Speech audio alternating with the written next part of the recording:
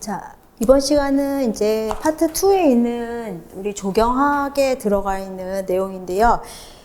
조경학이 원래는 조경학이 뭐 다른 데서는 뭐 조경 계획이나 설계나 이런 것들을 다 합쳐서 조경학이라고 얘기하는데, 우리 시험 볼 때는 이제 조경학의 범위가 조경사, 뭐 조경 설계, 그 다음에 식재, 시공, 관리 이렇게 나눠집니다. 그래서 일단 이제 조경 앞에 계획하고 그 다음에 생태계 관리 같은 경우에는 이제 주로 시험 문제가 이제 이론적인 어떤 계획에 관련된 거랑 이제 그 법규가 대부분의 문제다라고 한다면, 조경학은 이제 이런 과목들이 한두 개 정도씩 시험에 뭐 적게는 한두 개, 많게는 세네 개 정도씩이 출제가 되는데, 사실 랜덤식으로 뭐가 출제가 될지는 사실 모르고, 그 다음에 좀 애매한 게 조경학이라고 하더라도 조경 계획이나 이런 부분들의 중요한 사항들이나 이런 것들이 또 출제가 되기도 하거든요. 그래서 경계가 어디까지냐, 이거 어디서부터 어디까지 해야 되냐 이렇게 얘기하시는데, 일단은 책 한 권을 다 보게 되면 아무래도 조경학과 뭐 이제 이런 조경 계획 및 뭐 생태계 관리 이런 부분들이 대략적으로 이렇게 나눠지고, 시험 문제나 이런 것들을 보시게 되면은 내용 자체가 좀 섞여 있구나라는 것들이 아마 좀 느껴지실 거예요. 그래서 문제 내시는 분들도 좀 계획이나 이런 것들을 조경하게 내시는 분들도 계시거든요. 그래서 그런 부분들은 좀 있다라는 거. 그리고 이제 우리는 수업의 순서는 일단 조경사하고 조경 설계, 그 다음에 식재, 시공, 관리 이렇게 진행이 될 거고, 국가직에서는 이제 조경 계획과 설계가 이제 이렇게 한 과목으로 진행이 되는데, 이제 그 설계에 관련된 부분들도 이게 계획에서 나오는 것보다는 설계에서 좀 더 이제 출제가 되니까 같이 설계하게 이렇게 포함시켜서 같이 보도록 하겠습니다.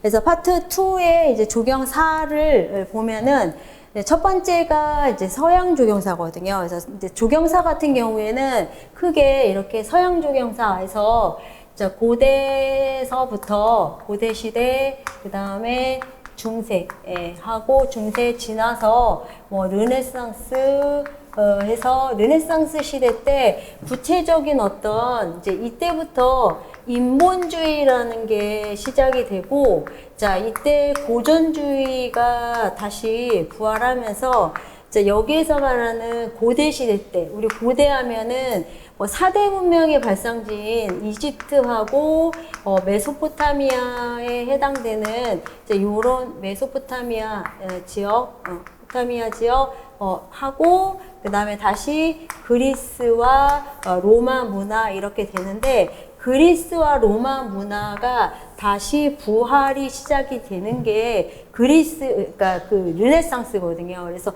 르네상스가 제일 먼저 나온 나라가 이태리입니다. 그래서 이탈리아에서의 이런 조경 양식, 그리고 자, 그 다음에 프랑스에서의 조경 양식, 그리고 이제 여기에 이런 조경 양식에 따른 주변의 영향, 주변에 어떤 영향을 주었는지, 자, 이런 부분들도 되게 중요하고, 그 다음에 이제 이게 시대적으로 보면은 16세기, 자, 얘가 17세기, 그리고 18세기에서는 이제 영국으로 넘어가면서, 영국은 사실 여기서는 르네상스 시대는 아니고, 르네상스 시대를 지나서, 여긴 낭만주의 시대로 이렇게 넘어가게 되거든요. 그래서 이제 이렇게 넘어가고, 그 다음에 근세하고 현대, 이렇게 넘어가는 단계다라고 이렇게 봐주시면 됩니다. 그래서, 이런 시대사를 전체적으로 한 번씩 보시고요.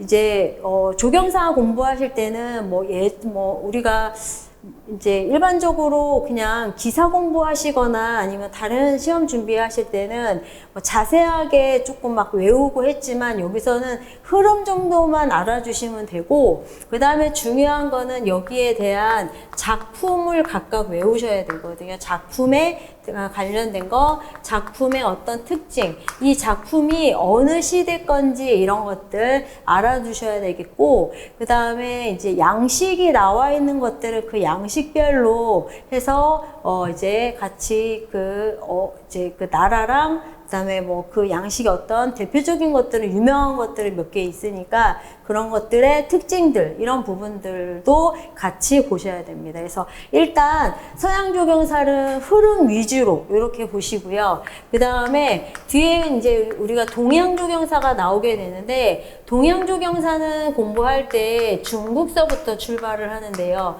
왜냐하면 우리나라랑 일본은요 중국의 사상적 영향을 굉장히 많이 받거든요. 그러니까 이 사상적 영향 중에서 신선사상에서부터 신선사상, 자, 특히 중국에서의 가장 많은 어떤 정원을 만드는데 영향을 미친 사상은 신선사상입니다. 그러니까 내가 불로장생할 수 있는 게 도대체 무엇인지, 그리고 어떻게 하면 불로장생할 수 있는지 이런 것들을 정원에다가 그런 사상을 도입을 해서 내가 만드는 유토피아를 조성을 하는 거죠. 그래서 신선사상하고 그 다음에 중국의 사상하면 유교라든지 도교 사상 같은 것들 나오고 그 다음에 풍수지리 이런 사상들이 여기에 다 나오거든요. 예, 뭐 불교나 이런 부분들도 들어가고 막 하게 되는데 이런 부분들이 중국에서는 오로지 신선사상이 주가 되면서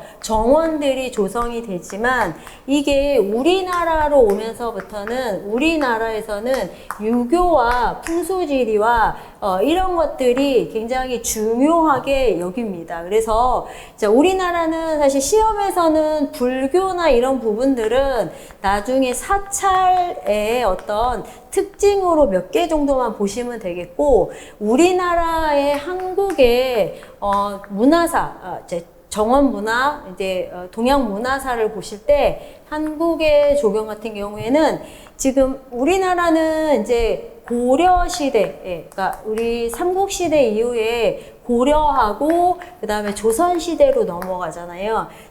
지금 현재 남아있는 거는 조선시대 작품들이 가장 많이 남아있고 조선시대 때 우리나라의 어떤 양식이라는 게 성립이 됐기 때문에 조선시대가 굉장히 중요합니다. 그래서 조선시대는 특히 궁궐의 정원 양식이라든지 또는 민간 정원에 있어서의 주택 정원이나 또는 별서나 이런 것들, 그 다음에 누정원림, 그 다음에 이제 우리 세계 이제 유네스코 문화유산에 들어가 있는 요즘에 서원 같은 부분들은 시험에 꼭 출제가 되는 부분들이기도 하거든요. 그래서 그런 부분들을 이렇게 이제 같이 보실 겁니다. 그래서 특히 우리나라 조경사가 이제 조금 자세하게 시험에 잘 출제가 된다라는 거. 자, 그 다음에 일본 조경 역시 일본은 사실 조경의 어떤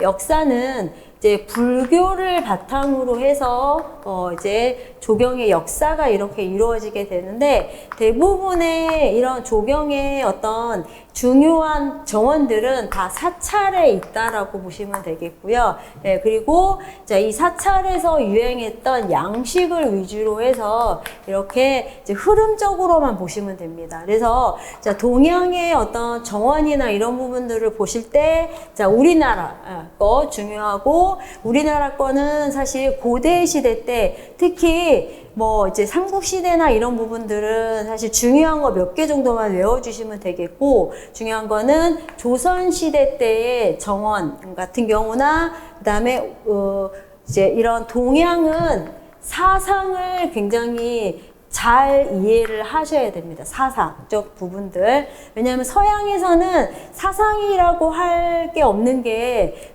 사실 여기에서 영국 같은 경우도 18세기에는 이제 정원의 양식이 이제 이때 당시는 17세기까지는 정형식이었다가 18세기서부터는 자연 풍경식이라는 양식으로 이렇게 돌아가게 되는데요. 풍경식이나 뭐 이런 거의 영향으로 그래서 자연 풍경식이 유행하게 되는데 자, 동양도 역시 자연을 모방한 자연 풍경식의 정원 양식이거든요.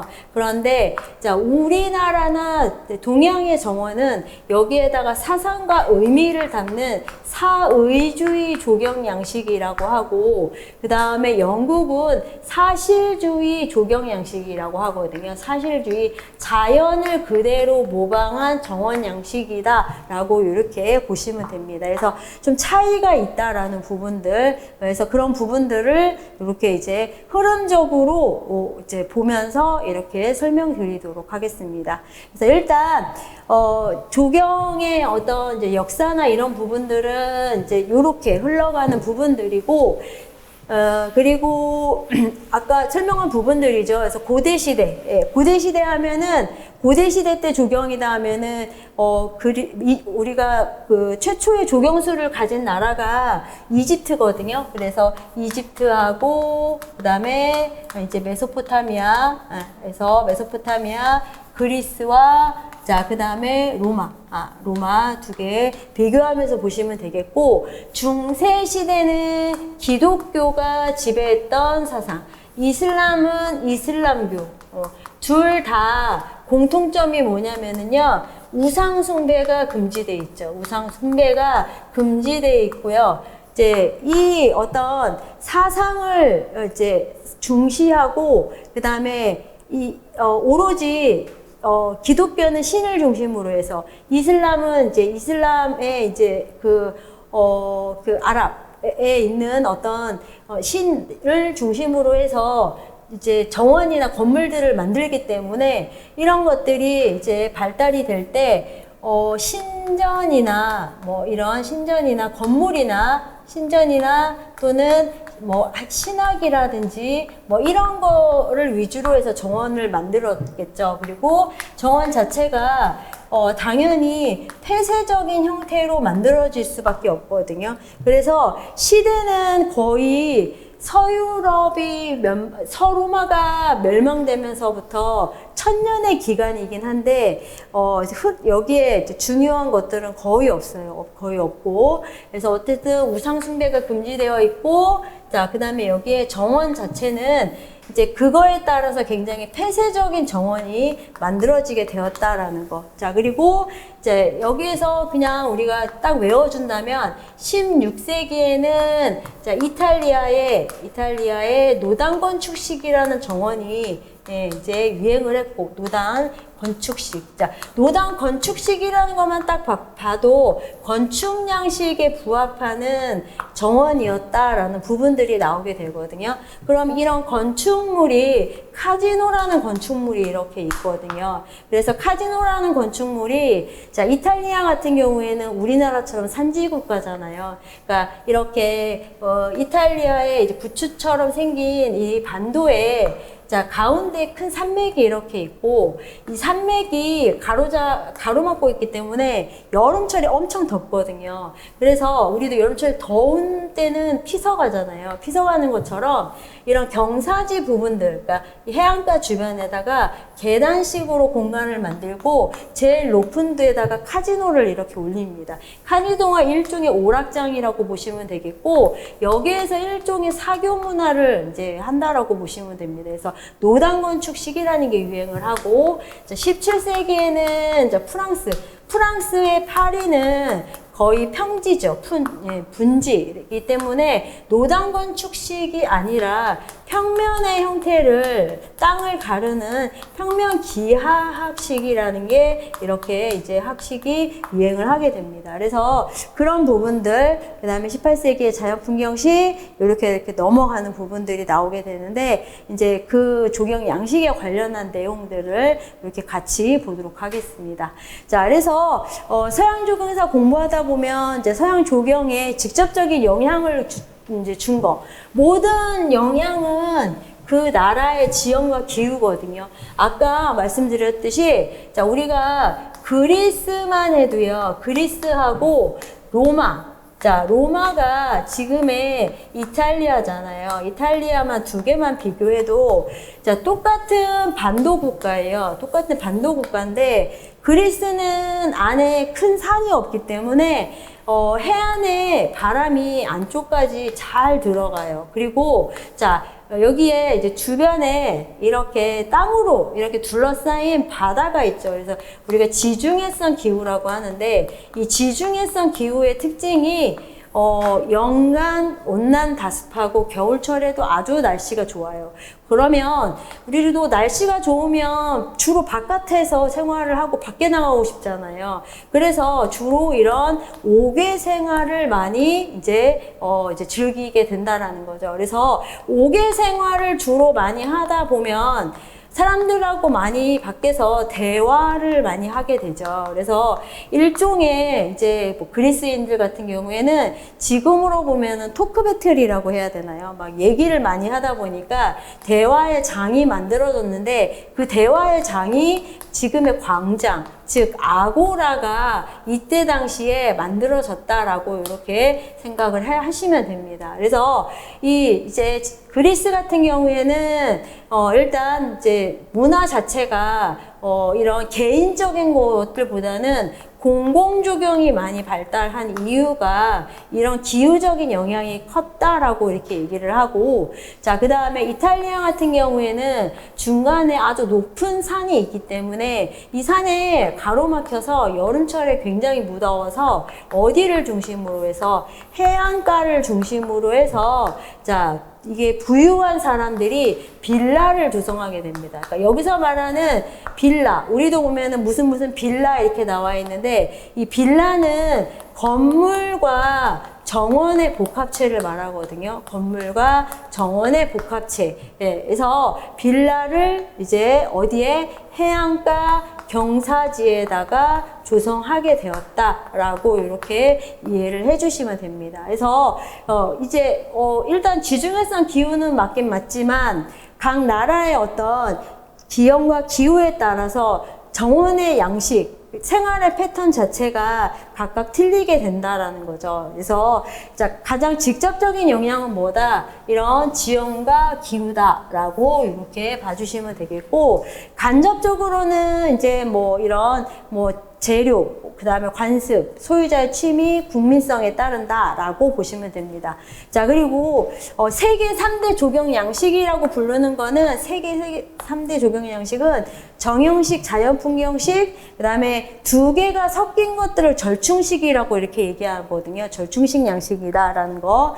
그래서 정형식 같은 경우에는 자, 서양에서 주로 발달한 양식으로 자, 좌우 대칭, 대칭 균형을 이제 중요시 한다라는 거죠. 그래서 자, 규칙적인 어떤 형태로 만들어진다라고 이제 생각을 하시면 되겠고, 자, 축선에서 자, 우리가 축에서 엑시스를 중심으로 해서 땅가름을 이렇게 하게 되는데 가장 유명한 게 프랑스의 평면 기하학식 정원이죠. 그래서 17세기에 발달한 평면 기하학식의 대표적인 작품이 자, 우리가 베르사유 궁원이잖아요. 그래서 베르사유 궁원 이런 것들 이제 같이 이렇게 생각해 주시면 되겠고, 자, 이탈리아의 노단 건축식 같은 경우에는 계단식으로 이렇게 올라가서 제일 높은데 이렇게 건물을 두게 됩니다. 그리고 여기에 이렇게 이제 이렇게 바닷가가 있고 경사지에서 아래쪽을 내려다보는 형태겠죠. 그래서 원근법 같은 것들이 여기에 들어가게 되는데요. 그래서 16세기 때는 아무래도 건축 양식에 부합된 노단, 자, 노단이라는 게 일종의 계단이라고 보시면 되겠고, 또 다른 말로는 테라스라고 이렇게 이해를 하시면 됩니다. 그래서 테라스의 양식으로 구성이 되었다. 자, 그리고 스페인 같은 경우에는 스페인은 중세 시대 때 이제 스페인에 있어서 이제 양식은 여기는 여름에 너무 덥기 때문에 특히 한낮에는요, 일을 할 수가 없어서 거의 정원에서 낮잠을 많이 잔답니다. 그래서 정원에서 이제 낮잠을 자는 풍습이 여기에 이제 있었는데, 이 정원 자체를 만들 때 여기에서는 수목으로 만드는 게 아니라 중정이라고 혹시 들어보셨어요? 파티오, 파티오식. 자, 파티오라고도 하고요. 중정이라고도 부릅니다. 그래서 건물과 건물 사이의 공간에다가 정원을 만드는데 여기에다가 이런 못이나 이제 분수나 이런 것들을 둬서 일종의 그러니까 쿨러 같은 역할을 하는 거죠. 예, 에어쿨링 같은 역할을 합니다. 그래서 시원하게 이제 이런 못이나 이런 것들을 둬서 이제 정원을 조성을 한다라고 보시면 되고요. 자, 이게 어떻게 보면은 여기에 바깥쪽에 거실이다. 그래서 여기를 옥외실이라고 여기를 이렇게 부르기도 합니다. 그래서 옥외실이라는 용어가 나오면은 아, 중정에 대한 설명이구나. 자, 이게 파티오에 대한 내용이구나 라고 이렇게 이해를 해주시면 됩니다. 파티오식. 자, 그래서 그런 부분들 이렇게 제가 같이 이렇게 봤고, 자, 그리고 자연풍경식은 동양을 중심으로 해서 발달한 정원 양식인데 자연을 모방한 양식으로, 자, 여기는 비대칭 균형감이죠. 자, 여기서 중요한 게 뭐냐면, 자, 대칭 균형과 비대칭 균형은 어떤 차이가 있을까요? 대칭 균형. 자, 대칭 균형은 자, 지렛대를 이렇게 놓고 봤을 때, 자, 정원이라고 보시면 정원의 길이라고 보시면 되겠고, 두 개의 요소가 같은 거리에 재료가 위치한 것들이다라고 이렇게 놓고 본다면, 비대칭 균형감이라고 하는 부분들은 자, 이거는 일종의 무슨 균형감이냐면 심리적 균형감이다 라고 생각을 하시면 됩니다. 그래서 자, 하나는 이제 이렇게 무겁고 하나는 이제 이렇게 가볍고 그래서 이거는 서로 다른 어떤 이제 조경적 요소인데 뭐에 따라서 거리에 따라서 얘가 이제 우리가 생각하는 심리적 균형감을 이룬다라고 생각을 하시면 되겠죠. 그래서 비대칭 균형감이라고 하는 거는 사실 심리적 균형감을 의미한다라고 이렇게 봐주시면 됩니다. 자, 그래서 이러한 정원 양식은 뭐 중국, 한국, 일본을 중심으로 해서 이루어졌는데, 자, 다른 말로는 자연식이라고도 부르거나 풍경식 또는 축경식이라고 부르는데, 축경식이라는 용어는요 주로 어디에서 많이 쓰냐면 일본의 정원에서 많이 씁니다. 일본의 정원. 일본의 정원들은 좀 이제 산의 모습, 강의 모습 이런 것들을 축소해서 정원을 만들거든요. 그래서 축경식 정원 또는 전원식 뭐 이렇게 해서 설명을 하고, 자, 그 다음에 18세기. 자, 영국은 주의하셔야 될 게, 자, 영국의 정원은 16세기, 17세기에는 르네상스식이거든요. 자, 이 르네상스식의 정원은 정형식입니다. 정형식. 자, 양쪽이 균형과 대칭을 맞추는 정원이다라고 한다면 18세기의 정원은 자연 풍경식 정원이다라고 생각을 하시면 되거든요. 자연 풍경식. 그래서 16, 17세기는 정형식. 그러니까 영국의 정원에 문제가 나오게 되면은 자, 얘가 몇 세기 때인지를 보셔야 되겠죠. 16, 17세기는 르네상스식 정원이기 때문에 정형식, 좌우 대칭 뭐 이런 것들 중요하지만, 자, 18세기에는 자연 풍경식, 즉 목가적인 분위기, 넓은 잔디밭에 양들이 풀을 뜯는 모습을 생각하시면 되거든요. 자, 이런 방식의 어떤 자연 풍경식이 유행을 했다라고 이렇게 이제 봐주시면 되고요.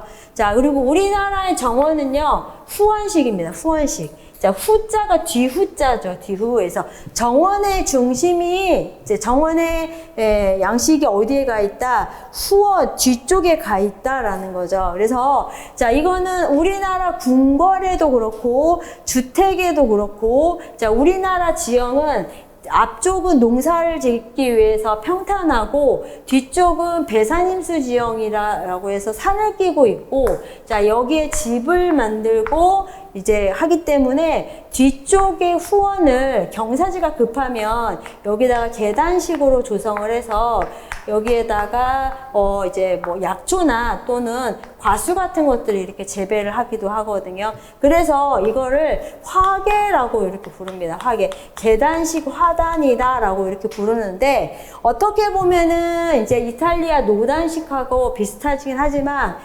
노단식은 규모가 굉장히 크잖아요. 근데 우리나라는 정원의 중심이 어디에 있다? 집의 뒤쪽에 있기 때문에 후원식이라고 부른다라고 이렇게 봐주시면 되고, 후원식이라는 게 왜 만들어졌는지 이게 또 중요하겠죠. 그래서 우리나라는 풍수지리사상, 풍수지리사상 때문에 자, 지형 자체를 배산임수 지형으로 이렇게 선정하기 때문에 자, 이런 후원식이 만들어지게 되었다라고 이렇게 이해를 해주시면 되겠습니다. 자, 그리고 이제 절충식이라는 거는 뭐 자연 풍경식과 정형식이 이렇게 합쳐진 형태다라고 이렇게 봐주시면 되겠죠. 자연 풍경식과 정형식이 합쳐진 형태. 그래서 자, 이렇게 양식을 이렇게 구분하고요. 자, 다음 내용에 보시면은 이제 국민성이거든요. 그러니까 정원을 이해를 할 때, 자, 이거는 그냥 여러분들 그냥 요것도 뭐 책에 나와 있는 내용이긴 한데요. 자, 각 나라 사람들이 정원을 어떻게 이용을 했는지를 여기에서 볼 수 있는 게, 자, 그리스 사람들은 아까 그리스는 기후가 너무 좋았다고 그랬죠. 게다가 집은 지금은 창문이 다 있지만 그리스인들의 집들에는 창문이 없었기 때문에 굉장히 집 안에는 내향적일 수밖에 없거든요. 그래서 내향적인 공간으로 형성이 될 수밖에 없기 때문에 자, 주로 옥외 생활을 많이 즐겼다고 이제 조경사 책에 나와 있거든요. 그래서 그리스인들은 바깥에서 너무 많은 생활을 지내다 보니 사람들이 서로 얘기를 많이 하겠죠. 그래서 얘기도 많이 하고 막 하다 보니 자, 여기에서 사회, 정치, 문화, 생활의 중심지가 되었다. 정원 자체가. 그러니까 여기에서 정원이라는 거는 일종의 광장이라든지 이런 도시라든지 이런 곳에서 이런 사람들이 이제 그 사회나 정치 뭐 이런 것에 관해서 이야기를 많이 했다라고 보시면 됩니다. 그래서 우리가 알고 있는 철학자들 있잖아요. 뭐 소크라테스, 아리스토텔레스, 플라톤. 이때 당시에 철학자들이 그리스 시대 때 다 나왔거든요. 그래서 그리스 시대 때는 이런 어떤 이제 추상적인 문화가 많이 발달했다라고 되어 있는데, 아무튼 이런 철학적인 것들이 많이 발달한 이유가 바깥에서 이야기를 많이 주고받고 하다 보니 이런 이제 철학 사상이라든 이런 것들이 많이 싹트게 됐다라고 합니다. 그래서 그런 부분들이 있고, 자, 그 다음에 이탈리아 같은 경우에는 이탈리아인들은 정원을 쓸 때 이제 아까 정원이 노당 건축식이라고 말씀드렸잖아요. 그러니까 노당 건축식의 정원을 만들어 놓고 예술품을 진열을 합니다. 예술품을 진열을 해서 사람들한테 이제 그 미술관처럼 보이게 하는 거죠. 그러니까 내가 부유한 사람이다 라고 한다면 예술품을 진열을 하고 이제 거기에서 감상하는 장소로 이렇게 쓰입니다. 그래서 특히 여러분들 많이 알고 있는 메디치 가문 있잖아요. 메디치 가문. 그래서 이 메디치 가문에서 만든 정원도 있거든요. 그래서 이 정원도 보시면은 계단식으로 이렇게 만들어져 있고 예술품 같은 것들을 진열을 해서 사람들한테 감상할 수 있도록 이렇게 이제 조성을 했다라고 보시면 되겠고, 자, 프랑스는 자, 베르사유 궁원 생각하시면 되는데, 베르사유 궁원이 그 면적이 거의 320헥타르, 300헥타르 정도가 되거든요. 자, 뭐 올림픽 할 때 보셨겠지만 이게 대문에서 안쪽까지 들어가는데 걸어가면 3시간 정도 걸리는 거리예요. 굉장히 넓은 공간을 가지고 정원을 만들었는데, 이 정원에서 뭐를 했냐면 주로 귀족들을 불러서 여기에서 주로 파티를 했어요. 그러니까 파티를 하면서 그 사람들끼리의 어떤 예술을 공유하는 거죠. 그거를 그때 당시에는 그때 당시 그런 장소를 사롱이라고 이렇게 부릅니다. 그래서 우리가 사롱이라는 개념 자체가 지금 조금 뭐 좀 다르게 들리긴 하지만 이때 당시에는 약간 사랑방의 의미, 예술을 좋아하는 사람, 이런, 미술 좋아하거나, 그 다음에 시대에 대한 얘기를 하거나, 이럴 때 모여서, 귀족들이 모여서 있던 곳들, 이런 곳들이, 이제 정원이었다라고 보시면 되겠고, 이런 정원에서 일종의 뭐를 하는 거예요? 파티를 즐겼다라고 보시면 되겠죠. 그래서 파티를 즐겼던 장소이다라고 보시면 되고요. 자, 스페인 같은 경우에는 아까 중정식이라고 말씀드렸잖아요. 이 중정식이라는 게 일종의 파티오다라고 했죠. 파티오. 그래서 파티오라는 것 자체가 이제 정원 안에서 낮잠 잔다라고 말씀드렸어요. 낮잠 자는 풍습이 시에스타라는 거, 그리고 그늘을 즐기고, 그 다음에 이제 더운 나라는요, 무조건 물이 중요한 정원적 요소입니다. 물이 떨어지는 어떤 소리로 청량감을 즐기는 옥외실이었다. 옥외실이라고 나오면, 아, 바깥쪽에 거실처럼 공간을 조성을 했구나, 라고 이렇게 생각을 해주시면 되고. 자, 그 다음에 중국인들한테는 명상을 위한 장소라고 이렇게 이제 보시고요. 자, 영국 같은 경우에는 영국의 18세기의 자연 풍경식의 정원 같은 경우에는 이제 일종의 어떤 이제 운동을 하는 곳이거나 이제 그런 곳이었다라는 거죠. 그러니까 감상이나 대화처럼 어떤 시각적인 것뿐만이 아니라 경제적인 측면도 굉장히 중요시하는 곳이었다라고 이렇게 보시면 됩니다. 그래서 문제가 만약에 나온다라고 하면 이것도 그냥 다음은 각 나라의 국민의 정원의 이용에 대한 설명이다. 옳지 않은 것. 해서 책에 그리스인들은 이렇게 이용했고 이탈리아인들이 이렇게 이용했다라는 게 나오게 되거든요. 그래서 그런 부분들로 잘 찾아서 여러분들이 이해하신 내용으로 이렇게 문제를 이제 풀어주시면 됩니다. 그래서 자, 그렇게 봐주시고요. 자, 지금 이제 요게 나와 있는 게 정원의 이제 사례인데 지금 이게 이제 맨 위에 나와 있는 게 프랑스의 평면기하학식입니다. 프랑스의 평면기하학식.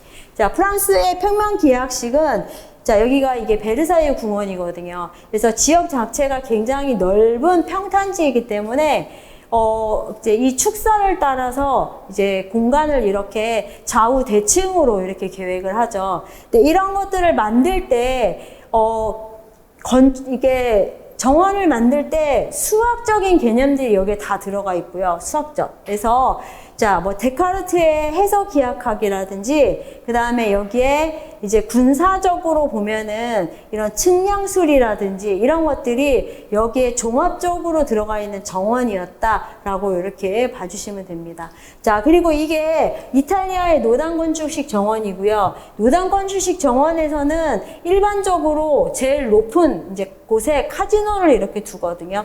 카지노를 두고 이제 바깥쪽 경관을 볼 수 있도록 했다라는 거. 그래서 위에서 아래로 내려다보는 원근법 같은 것들을 중시 여겼다라고 이렇게 이제 봐주시면 됩니다. 자, 그리고 이게 스페인에 있는 아람브라 궁입니다. 아람브라 궁전에 입구 쪽에 있는 이제 알베르카 정원인데요. 알베르카 중정에 보시면은 이런 이제 못이 이렇게 있습니다. 직사각형의 못.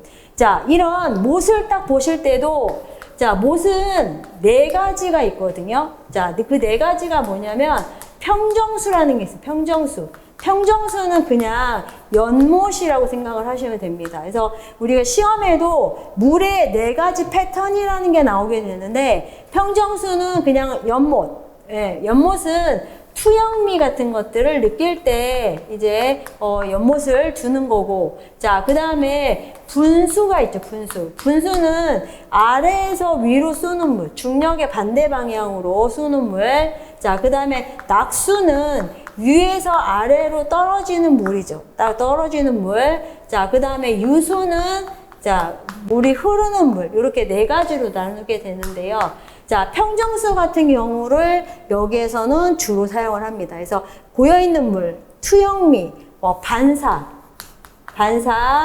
반영미. 그래서 이런 것들 같은 부분들을 목적으로 해서 둔다라는 거. 자, 우리나라 정원에 없는 게 있죠. 우리나라 정원에는 뭐가 없어요? 분수는 없습니다. 우리나라 정원에 분수가 설치가 돼 있다. 이거는 잘못된 내용이거든요. 그래서 하늘은 우리 보면은 뭐 천원 지방설 이렇게 얘기해서 굉장히 중요한 장소인데 하늘에다가 물을 쏘지는 않거든요. 그래서 이제 이런 평정수, 분수, 낙수, 유수 이런 것들이 서양 정원에는 들어가 있지만 우리나라 정원에는 분수는 없다라는 거. 자, 그 다음에 이건 영국의 일종의 자연풍경식 정원인 스투어 헤드입니다. 스투어 헤드, 헤드의 정원인데, 자, 스투어 헤드 정원인데 지금 이 모습이요, 다 인위적으로 만든 정원입니다. 인위적으로 물을 파고, 인위적으로 이런 건물도 만들고, 오래된 느낌의 건물을 이런 식으로 다 만든 거거든요. 자, 그게 이제 영국의 자연풍경식 정원의 특징입니다. 그래서 영국의 자연풍경식 정원은 자연풍경식이긴 하나 인위적으로 손을 다 대서 이제 만든 정원이었다라고 이렇게 보시면 되겠고, 자, 영국의 자연풍경식은 규모가 또 굉장히 커야 됩니다. 예, 그래서 일반인들은 좀 이제 따라하기가 어려운 그런 정원이었다라고 이렇게 생각을 해주시면 됩니다. 그래서 자, 그런 정원들 사례를 이렇게 간단히 봤습니다. 자, 보고 이제 우리 이집트 정원 잠깐 이제 보고 쉴 건데요.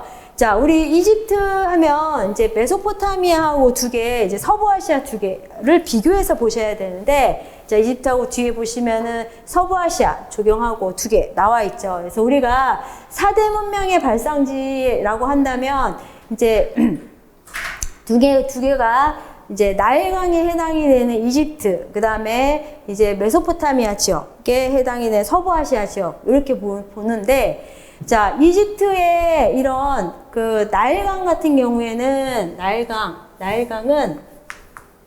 나일강의 특징은 정기적으로 범람을 한다라는 거죠.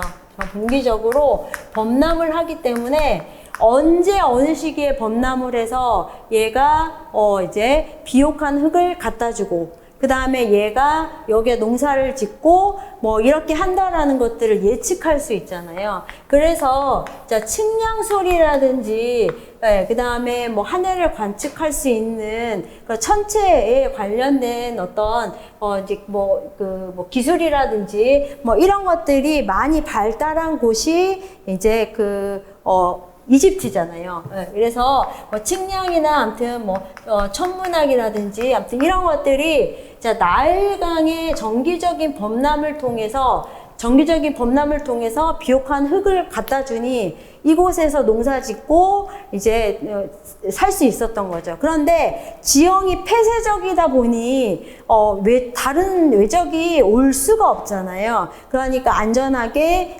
이제 그 지역에서 평온한 삶을 살 수가 있었던 거죠. 우리도 보면은 평온한 삶을 살 수 있다라는 거는요, 지금 삶이 편안하다라는 거는 어때요? 지금 삶은 편안하면 내가 죽어서도 좋은 데 갔으면 좋겠다라고 생각을 하잖아요. 그런 것들처럼 자, 이집트 사람들도 내가 죽어서 나중에 좋은 곳에 가서 이제 이렇게 좋은 곳에 가고 이제 나의 어떤 내 사후 세계, 그러니까 사후 세계가 내세라고 하죠.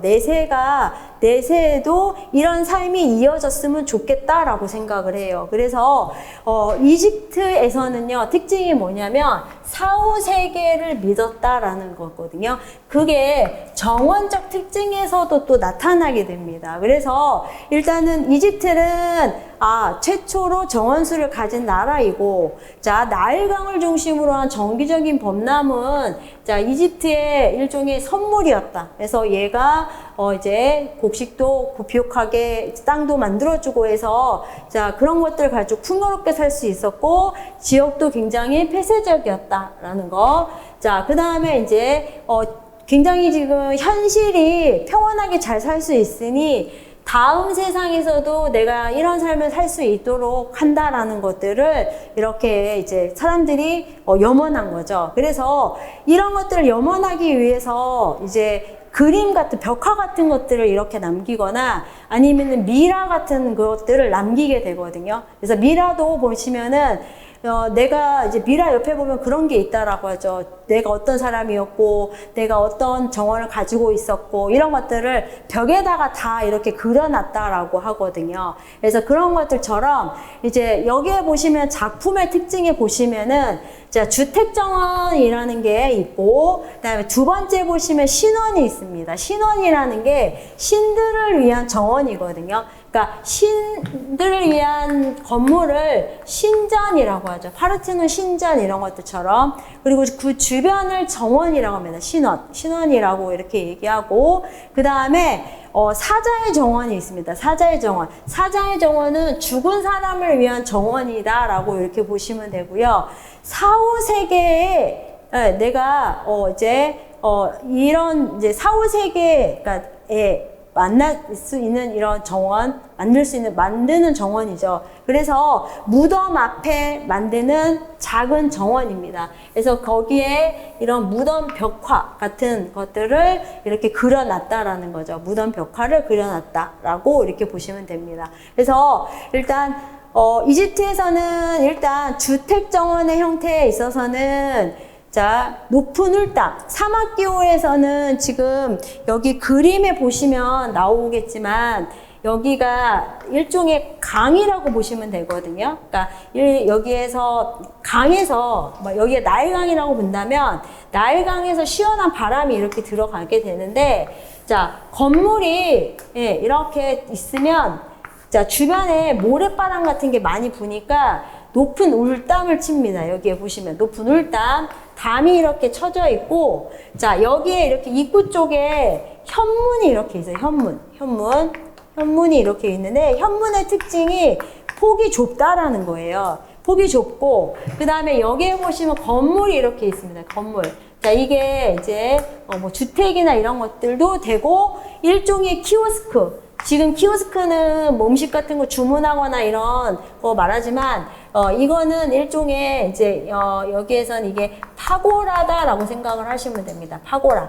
그래서 키오스크가 위치를 하고 자, 그 다음에 여기에 뭐가 있냐면 못이 이렇게 있습니다.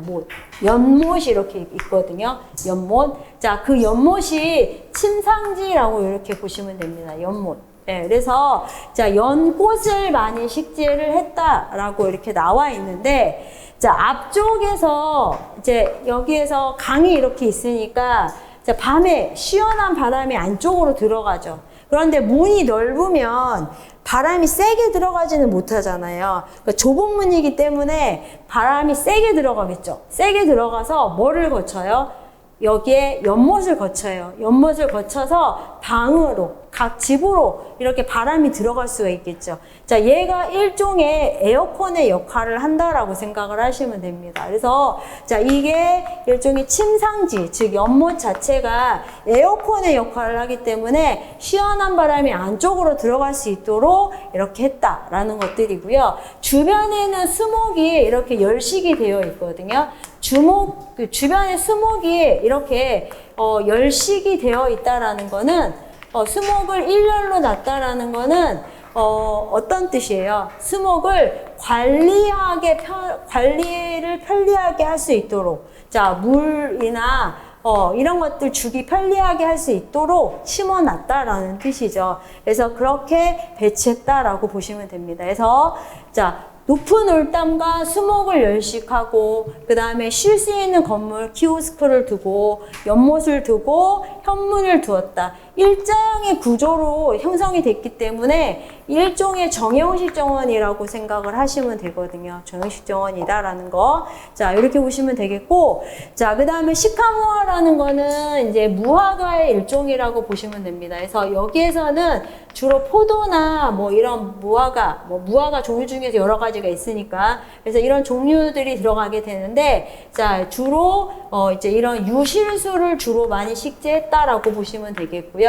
자, 그 다음에 이제 이집트가 이전에 상 이집트, 하 이집트 이렇게 나눠졌었는데 상 이집트의 대표적인 식물로 연꽃이 쓰이게 되고 이제 우리가 종이 대용으로 썼던 이제 파피루스가 있거든요. 파피루스가 하 이집트의 상징 식물이다라고 이렇게 봐주시면 되겠습니다. 그래서 자, 아무튼 이런 이제 균형과 대칭의 형태로 이렇게 이루어졌다. 자, 특히 자, 연꽃 같은 경우에는요. 동양이나 서양에 굉장히 많은 이제 동양이나 서양 사람들이 많이 좋아했던 정원식물이거든요. 그래서 연꽃이 자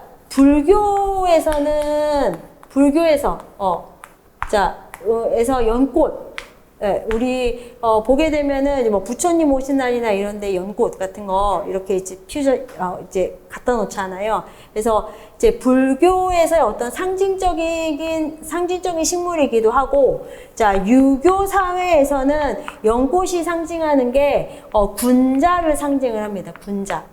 그래서 이제 연꽃은 동양이든 서양이든 이런 이제 나라에서 굉장히 많이 심었던 정원 식물이었다라고 이렇게 생각을 해주시면 되겠습니다. 그래서 일단은 이제 이집트까지 이렇게 보시고요. 자, 그 다음에 좀 쉬었다가 뒷부분 보도록 하겠습니다.